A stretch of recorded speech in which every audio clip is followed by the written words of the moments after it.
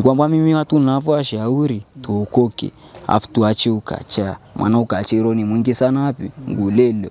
Nakumbuka kama wiki 3 hapo nyuma hivi. Nilipita hapo hivi maeneo ya kanisani bwana. Nikakuta watu wako wenye shangwe watu wanaku. Kasema bwana ngoja hata na sisi tuingie tuteke ile fudioma. Katika pale fudioma yetu moja na chali yangu tukaingia chocho tukabonya, tukakaa kitaalamu. Ni kijana anayefahamika kwa jina la Philip Stefano, mzaliwa wa Ngulelo kata Kimandolo jijini Arusha, ambaye ameokoka na kuamua kukata pamoja na kunyoa rasta zake alizokuwa akizitunza tangu mwaka 2020. Hapa anaeleza namna safari yake ilivyokuwa na sababu zilizomfanya kufikia uamuzi huo baada ya kumpokea Yesu Kristo kama Bwana na Mwokozi wa maisha yake. Mimi ni Yusuf Emmanuel na hii ni Msangazi TV. Kwa majina mimi naitwa Philip Stefano Philipo. Ni mzaliwa hapa Ngulelo, kata Kimandolo. Baba. Ni kweli bwana brother, mimi nakumbuka kama wiki 3 hapo nyuma hivi. Nilipita hapo hivi maeneo ya kanisani bwana. Nikakuta watu wako wenye shangwe watu wanaku. Kasema bwana ngoja hata na sisi tuingie tuteke ile fudioma. Katika pale fudioma yetu moja na chali yangu tukaingia chocho tukabonya, tukakaa kitaalamu.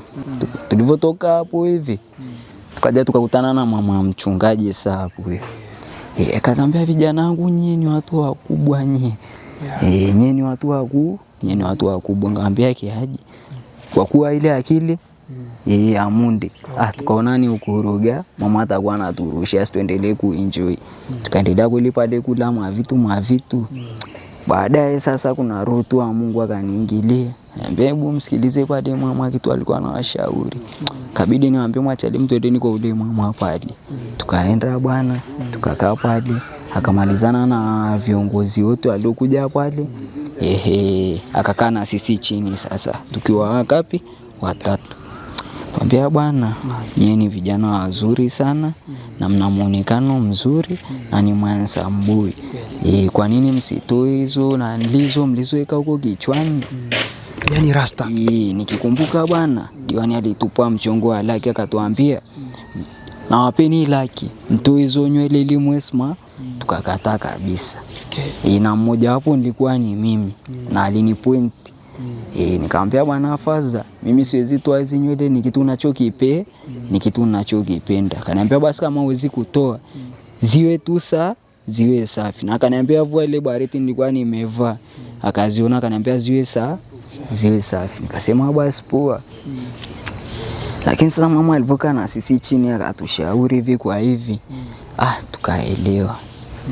Sana panda hivi na chali yangu mmoja, mwana mwingine alishuka hivi. Sana panda na mmoja akaniambia bwana, uoni kama wokovu wa Mungu unataka kuwatembelea kistyle? Kaambia baridi tu yenyewe kama kuokoka sikuokoka. Mungu achagui kabila wala dini wala kesho tena nashuka hivi. Nilikuwa tu kwenye harakati zangu za mtu mweusi, unaelewa, kutembea utafuta no riziki. Tukakutana tena na mama. Akaniongea na mimi pale vizuri, akaniambia niletee na wale vijana wenzako. Tukakaa pale tukapiga maombi vizuri.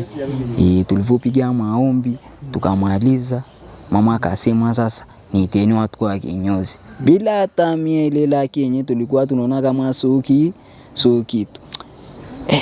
Akaletwa mtu wa saluni tukanyolewa hapo. Wote 3 tukatubishwa hapa dema zambi yetu. Maana mna aliokuwa ameokoka. Japokuwa tu ni kumrudia Mungu. Tukatubishwa hapa ile tukakaa sawa. Nimetoka hivi kwanza, nimefika tu hapo Ngulelo hapo kwa machali zangu. Rasta, vipi tena? Nywele zimeenda hivi? Nikamwambia wazee bwana, Mungu amefanya kwa kule watu chanji. Nikamwambia leo na chanja TG wazee. Unachanja TG? Leo nitachanja TG. TG ndo wapi? Nikamwambia TG bwana ni kanisa fulani vile meamua kuniachanisha na mastari. Umeona mimi kamanda wangu kweli mimi sikatai, maisha ni magumu mtaani hivi. Kwa hivi mwenyewe sina kazi, hata hapa sasa hivi nimetoka wapi? Kazini. Lakini kwenye kutembea nikaona hapa ndugu zangu na nikaona vitu mnavyonihoji ni vitu ambavyo vinanihusu. Na mimi ikabidi nisimame, maana nilikuwa niko kazini. Ikabidi nisimame niongee na nyinyi.